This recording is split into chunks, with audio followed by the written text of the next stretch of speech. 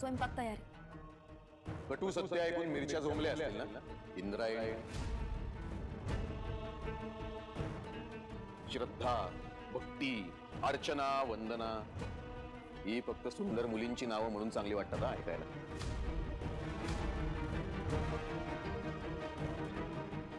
तू ज्या श्रद्धेबद्दल इतकं तुच्छपणे बोलतोयस ना, त्याच श्रद्धेमुळे चमत्कार घडला. माय फुट.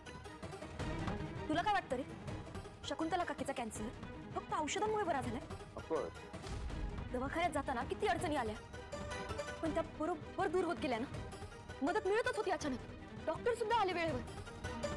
काय रे, त्याला योगायोग म्हणतात इंद्रायणी. Share coincidence. तू म्हण त्याला योगायोग. तुमच्यासाठी ही श्रद्धेची ताकद आहे.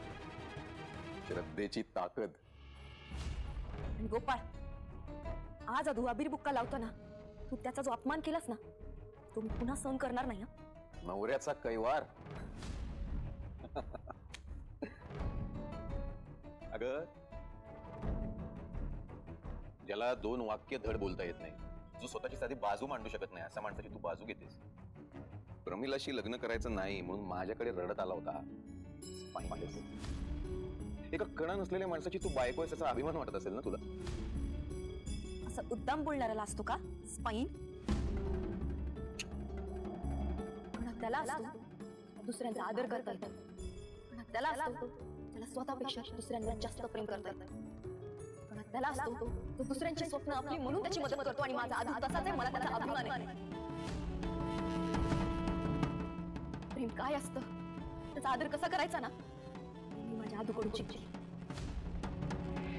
तू त्याच्यापेक्षा हुशार आहेस ना रे. Gold medalist doctor Victor.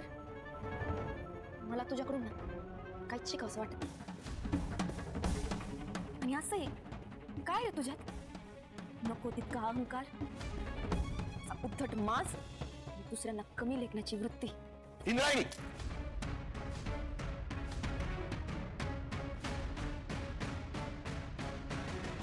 काय का रे तुझा कणा, तुझी हुशारी. लई माझ्या आदूला दोन वाक्य सरळ बोलता येत नसती, पण त्याची कृती त्याच्याबद्दल 24 तास बोलायला आपल्याला प्रवृत्त करते. तुझ्याबद्दल शब्द काढावा वाटत नाही. माझ्या आदूचं मन खूप मोठं आहे. तुझं रे, याचा जरा विचार कर, मग कळेल तुला कोण स्पाईनलेस आहे.